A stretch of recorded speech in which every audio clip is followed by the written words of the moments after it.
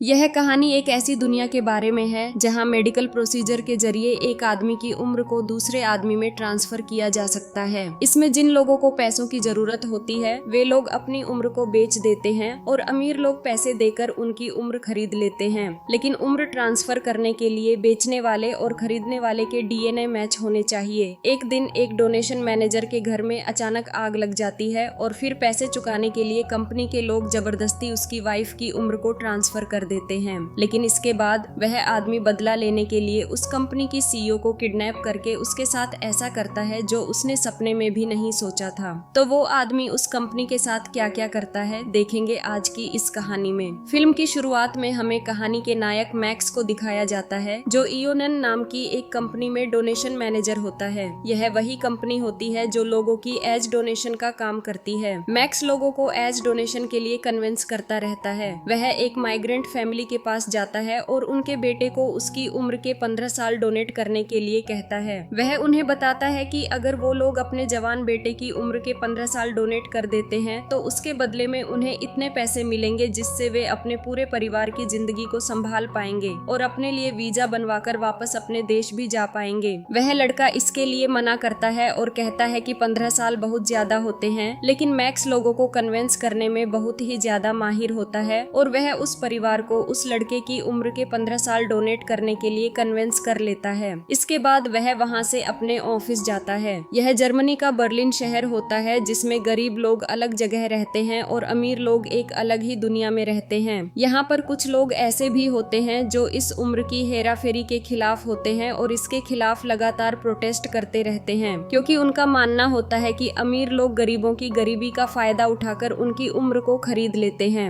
इसके बाद max company के हेडक्वार्टर में पहुंच जाता है जहां पर सेमिनार चल रहा होता है और सेमिनार में उसे एम्प्लॉय ऑफ द ईयर का अवार्ड दिया जाता है क्योंकि उसने इस साल सबसे ज्यादा एज डोनेशन करवाया होता है। इसके बाद वहां पर कंपनी की सीईओ सोफी थाइसन आती है और वह एक स्पीच देती है जिसमें वह कहती है कि हमने एज डोनेशन को सफल बनाकर दुनिया को पूरी तरह से बदल दिया है क्योंकि अब हम उन सभी लोगों को लंबी उम्र तक जीने का मौका दे सकते हैं जो इस दुनिया को बदलने में बड़ा योगदान देते हैं, जिनमें हमारे साइंटिस्ट, विद्वान, कलाकार और सेलिब्रिटीज होते हैं। इसके अलावा वह बताती है कि उन्होंने अभी अभी 15 वैज्ञानिकों को एज डोनेशन के जरिए फिर से जवान बना दिया है जिससे वे अपने वैज्ञानिक कार्यों को लंबे समय तक आगे ले जा सकें। इसके बाद उन 15 वैज्ञानिकों को दिखाया जाता है जिन्हें एज डोनेशन किया गया होता है, लेकिन लैब में एक आदमी आता है और वह उन सभी 15 वैज्ञानिकों को मार देता है। असल में वह आदमी एडम नाम के ग्रुप का होता है जो काफी दिन से उनके बीच में ही काम कर रहा था। एडम ग्रुप इस पूरी प्रक्रिया के खिलाफ होता है और उन्होंने इयोन कंपनी के खिलाफ जंग छेड़ रखी होती है। उनका मानना होता है कि एज डोनेशन की वजह से दुनिया में असमानता आ गई है और इंसानों के जीवन की कीमत जानवरों जितनी हो गई है। वे लोग ऐलान कर देते हैं कि जो भी एज डोनेशन करवाएगा उसे इसी तरह जान से मार दिया जाएगा। सोफी अपनी कंपनी के सिक्योरिटी हेड काया से कहती है कि उन लोगों को ढूंढ निकालो और मार डालो। काया की टीम में विक्टर ने अभी अभी ज्वाइन किया होता है क्योंकि वैज्ञानिकों की हत्या के बाद उस लैब के हेड ने रिजाइन कर दिया होता है। विक्टर कहता है कि सबसे पहले हमें अपनी टीम के सारे मेंबर्स की वेरिफिकेशन करनी चाहिए। इसके बाद हमें एलेना को दिखाया जाता है जो मैक्स की पत्नी होती है और वह एक अस्पताल में काम करती है। उन दोनों ने मिलकर एक अपार्टमेंट लिया होता है जो काफी महंगा होता है, लेकिन एलेना की बैंक में जान पहचान होने की वजह से उन्हें एक बहुत बड़ा लोन मिल गया था जिसकी वजह से वे दोनों इस अपार्टमेंट को अफोर्ड कर पाए थे। मैक्स एलेना को बताता है कि उसे एम्प्लॉय ऑफ द ईयर चुना गया है, इसलिए जल्दी ही उसका प्रमोशन हो जाएगा और वे लोग अपने लोन को भी जल्दी ही चुका देंगे। इसके बाद मैक्स और एलेना एक दूसरे के साथ प्यार करने लगते हैं। अगले दिन वे दोनों एलेना के माता पिता से मिलने के लिए जाते हैं। उनके घर पर डिनर करने के बाद जब वे वापस अपने अपार्टमेंट में आते हैं तो उन्हें पता चलता है कि उनके अपार्टमेंट में आग लग गई है। मैक्स एलेना से कहता है कि ज्यादा परेशान होने की आवश्यकता नहीं है क्योंकि इंश्योरेंस कंपनी सब संभाल लेगी। लेकिन जब वे अपने वकील से मिलते हैं तो वकील उन्हें बताती है कि अपार्टमेंट में आग मोमबत्ती की वजह से लगी थी, इसलिए यह एक लापरवाही थी और इसमें कंपनी उन्हें कोई भी पैसा नहीं देगी। यह सुनकर उन दोनों को काफी बड़ा धक्का लगता है। आगे वकील उन्हें बताती है कि अगर वे लोग पैसे नहीं चुका पाए तो उन्हें सिक्योरिटी के तौर पर रखे गए 40 साल डोनेट करने पड़ेंगे। यह सुनकर मैक्स को बहुत ही ज्यादा आश्चर्य होता है क्योंकि उसे इस बारे में कुछ भी नहीं पता होता है। एलेना ने उसे बताए बिना ही ये सब किया होता है। मैक्स बताता है कि वह भी एक मैच है और उसने पहले भी डोनेट किया है, लेकिन वकील उसे बताती है कि हम लोग पहले ही डेटाबेस चेक कर चुके हैं और उसका जो मैच था वह कुछ दिन पहले एक बाइक एक्सीडेंट में मारा गया। यह सुनकर मैक्स और एलेना बहुत ही ज्यादा परेशान हो जाते हैं और उनकी समझ में नहीं आता है कि अब उन्हें क्या करना चाहिए।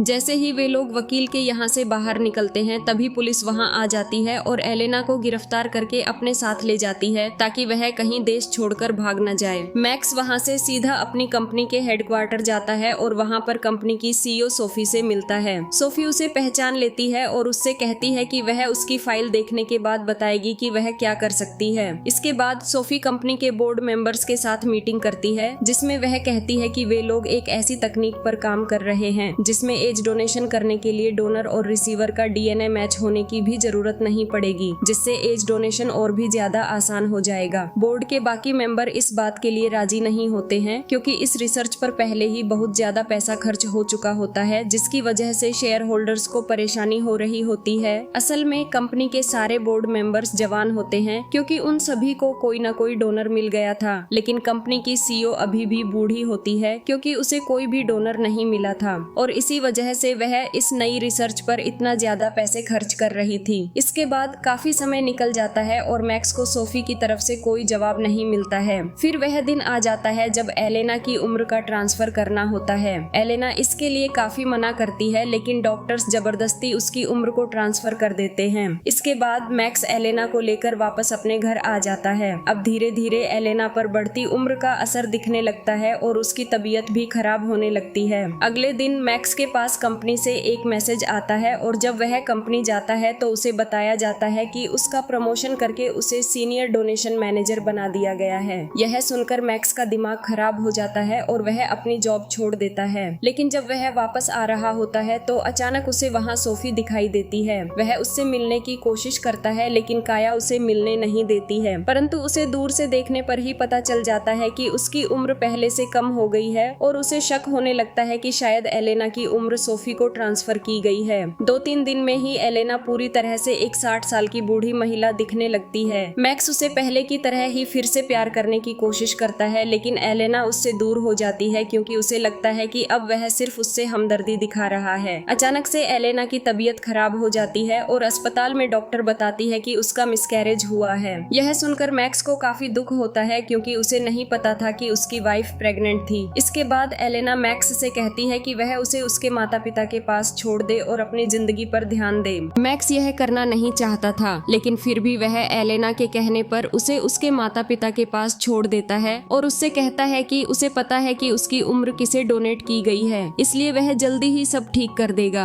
इसके बाद मैक्स एक छोटी बच्ची से मिलता है जो एक पार्क में ड्रग्स बेच रही होती है, लेकिन उसे पता होता है कि वह एक बच्ची नहीं है और उसने एज डोनेशन के जरिए खुद को इस तरह से बना लिया है। वह उससे उस क्लिनिक के बारे में पूछता है जहां उसने यह सब करवाया था क्योंकि इयोन कंपनी 18 साल से कम उम्र के लोगों के लिए यह सब नहीं करती है। वह लड़की उसे बता देती है और मैक्स उस क्लिनिक के लिए 30,000 यूरोज ट्रांसफर कर देता है। क्लिनिक का एजेंट उसे एड्रेस बता देता है और कहता है कि उसे एग्जैक्ट टाइम पर पहुंचना होगा क्योंकि अगर वह 6 घंटे से ज्यादा लेट हुआ तो उनकी डील कैंसिल हो जाएगी। इसके बाद मैक्स सोफी को किडनैप करने का प्लान बनाता है और वह उसके लिए बहुत सारे फोन, एक गन और नकली पासपोर्ट का इंतजाम करता है। फिर वह एक फेक नाम से टैक्सी लेता है और सोफी की गाड़ी का पीछा करने लगता है। जल्दी ही वह उसे एक कब्रिस्तान में अकेला पकड़ लेता है। इसके बाद वह उसे इलेक्ट्रिक टेजर से बेहोश कर देता है और वहाँ पर एडम ग्रुप का निशान बनाकर उसे लेकर वहाँ से निकल जाता है। इसके बाद मैक्स एलेना के पास जाता है और उसे अपने साथ लाकर सोफी को दिखाता है। वहीं दूसरी ओर सोफी की सिक्योरिटी टीम उस जगह की पूरी जांच करती है। तभी टीम में शामिल हुआ नया बंदा विक्टर उन्हें बताता है कि जिस गाड़ी से किडनैपिंग की गई है वह एक फेक आईडी पर रजिस्टर्ड है, लेकिन इस फेक आईडी से पहले भी एक बार गाड़ी रजिस्टर्ड की गई थी और उस गाड़ी को कंपनी का एम्प्लॉय मैक्स चला रहा था। इसलिए वे लोग मैक्स को ढूंढने में लग जाते हैं और सिक्योरिटी कैमरा की मदद से उन्हें पता चल जाता है कि मैक्स इस समय कहाँ है। वहीं मैक्स एलेना को बताता है कि यह सोफी है जिसने तुम्हारी उम्र के 40 साल छीन लिए हैं और अब हम उससे तुम्हारी उम्र वापस ले लेंगे। लेकिन एलेना इसके लिए मना कर देती है और कहती है कि वह ऐसा गैर कानूनी काम नहीं करेगी क्योंकि इसके बाद वे लोग कहीं भी नहीं रह सकते हैं। जब एलेना नहीं मानती है तो मैक्स बिना मास्क के सोफी के सामने चला जाता है और फिर एलेना से कहता है कि अब अगर तुम इसके लिए नहीं मानोगी तो भी अब इसने मुझे पहचान लिया है, इसलिए अब मैं तो बच नहीं सकता हूँ। यह देखकर एलेना उसकी बात मान लेती है। काया और विक्टर टीम को लेकर उस जगह पर पहुँचते हैं जिसके बारे में उन्हें पता चला था, लेकिन उन्हें पता चलता है कि वे लोग कार को वहाँ छोड़कर वहाँ से निकल चुके हैं। इसके बाद काया और उसकी टीम सभी लोगों के सोशल मीडिया अकाउंट्स को हैक करके पता करने की कोशिश करते हैं कि वे लोग कहाँ गए होंगे। वहीं दूसरी ओर मैक्स और एलेना सोफी को बेहोश करके बॉर्डर पार करने के लिए शिप में बैठ जाते हैं।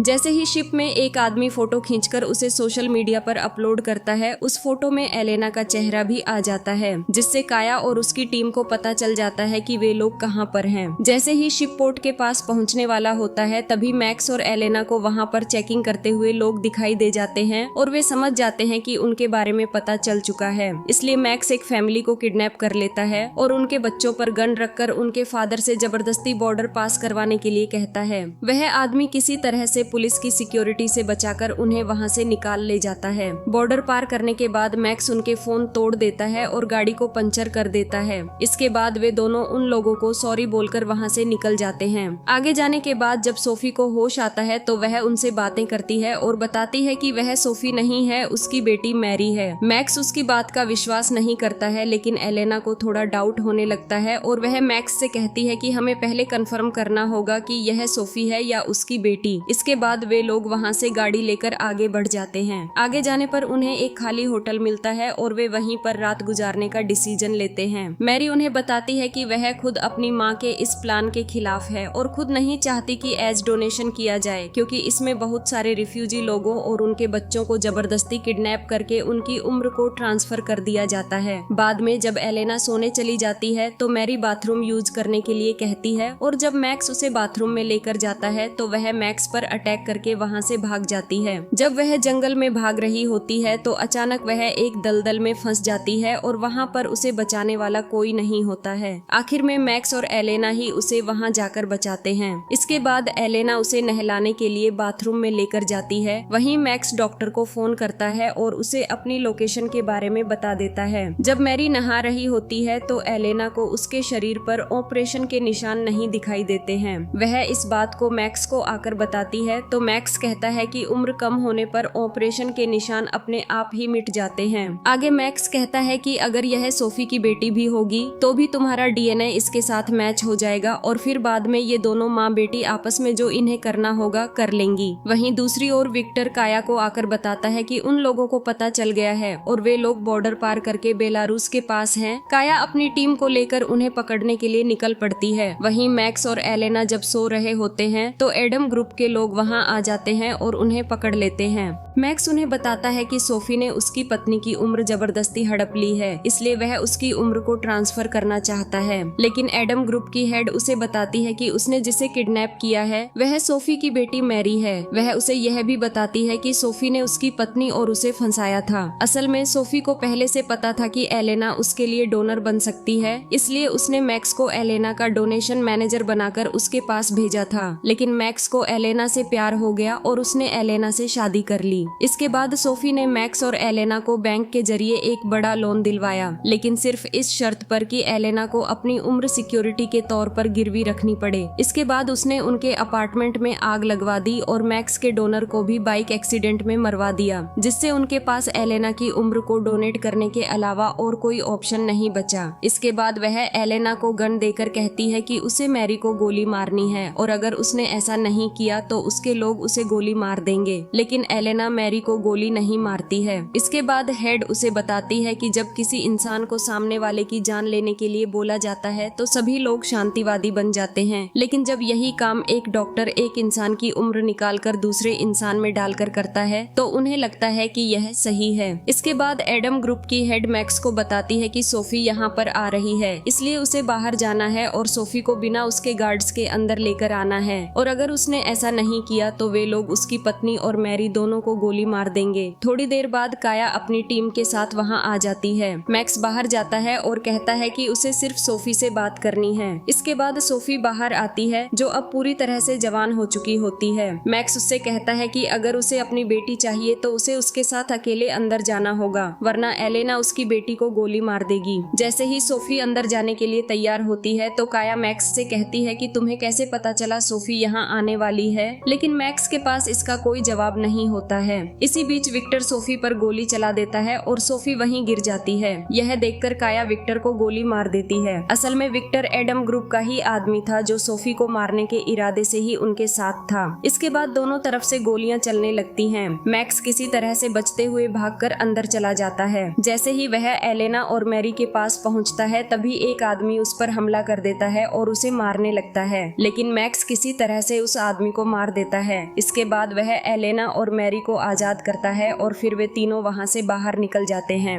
बाहर जाकर मैक्स गाड़ी की चाबी ढूंढने लगता है, लेकिन तभी मैरी एलेना पर गन तान देती है जिसे उसने वहां से भागते समय उठा लिया था। एलेना उसकी तरफ आगे बढ़ती है तो मैरी ट्रिगर दबा देती है, लेकिन गन में बुलेट नहीं होते हैं। यह देखकर एलेना को बहुत गुस्सा आता है और वह उसका सिर पकड़कर गाड़ी में दे देती है, जिससे मैरी बेहोश हो जाती है। इसके बाद वे दोनों उसे गाड़ी में डालकर वहां से निकल जाते हैं। गोलीबारी बंद होने के बाद काया की टीम के लोग घायलों को वहां से उठा ले जाते हैं और एडम ग्रुप के ज्यादातर लोग मारे जा चुके होते हैं, जिनमें उनकी टीम लीडर भी होती है। काया विक्टर के फोन को निकालकर लास्ट डायल्ड नंबर पर कॉल करती है तो उसे पता चल जाता है कि विक्टर एडम ग्रुप के लोगों से मिला हुआ था। एलेना मैक्स से कहती है कि वे लोग जल्दी ही डॉक्टर के क्लिनिक तक पहुंच जाएंगे, लेकिन मैक्स उसे मना करता है और कहता है कि अब हम लोग मैरी की उम्र को नहीं ले सकते हैं क्योंकि अब सोफी भी मर चुकी है, इसलिए उसके लिए भी कोई उम्र नहीं देगा। लेकिन एलेना उससे कहती है कि उसे इससे कोई फर्क नहीं पड़ता है, उसे सिर्फ अपनी उम्र वापस चाहिए क्योंकि उसके साथ धोखा किया गया था। लेकिन मैक्स यह नहीं करना चाहता था और वह कहता है कि वह ऐसा नहीं कर सकता है। तभी एलेना गाड़ी रोकती है और चाकू उठाकर मैक्स को गाड़ी से नीचे उतरने के लिए कहती है। जब मैक्स नहीं उतरता है तो एलेना चाकू को अपने गले पर लगा लेती है। मैक्स को यह देखकर विश्वास नहीं होता है और वह चुपचाप गाड़ी से नीचे उतर जाता है। इसके बाद एलेना गाड़ी लेकर वहां से चली जाती है। वह सीधी अपॉइंटमेंट वाली जगह पर जाती है। वहां उसे डॉक्टर और उसकी टीम मिल जाती है और वह अपनी उम्र ट्रांसफर करवाकर गाड़ी लेकर वहां से निकल जाती है। वे लोग मैरी को ऐसे ही सड़क पर छोड़ देते हैं तो एक ट्रक ड्राइवर उसे वहां से उठा ले जाता है। वहीं मैक्स पैदल चलते चलते एक रिफ्यूजी कैंप के पास पहुंच जाता है। मैरी फाइनली अपनी माँ के पास पहुंच जाती है। असल में सोफी अभी भी जिंदा होती है क्योंकि उसने उस समय बुलेट प्रूफ जैकेट पहन रखी थी। काया अब सोफी के लिए काम करने के लिए मना कर देती है और वहां से चली जाती है क्योंकि उसे लगने लग गया था कि वह गलत लोगों का साथ दे रही थी। मैरी अपनी माँ से उसे उम्र ट्रांसफर करने के लिए कहती है, लेकिन उसकी माँ उसे मना कर देती है और कहती है कि उसे अभी बहुत सारे काम करने हैं जिनके लिए उसका जवान रहना जरूरी है, लेकिन वह जल्दी ही उसके लिए कोई डोनर ढूंढ लेगी। फिर हमें काफी समय बाद का सीन दिखाया जाता है। एलेना ने अब किसी दूसरे इंसान से शादी कर ली होती है और वह प्रेग्नेंट होती है। वहीं मैक्स उसे दूर से देख रहा होता है। इसके बाद मैक्स वहां से चला जाता है। मैक्स ने अब एडम ग्रुप को ज्वाइन कर लिया होता है और वह अपने साथियों के साथ इयोन कंपनी के हेडक्वार्टर की तरफ जा रहा होता है और इसके साथ ही यह मूवी खत्म हो जाती है। अगर आपको हमारा यह मूवी एक्सप्लेनेशन अच्छा लगा हो तो इस वीडियो को लाइक और शेयर कर देना और ऐसे ही अन्य वीडियोस के लिए इस चैनल को सब्सक्राइब कर लेना। धन्यवाद।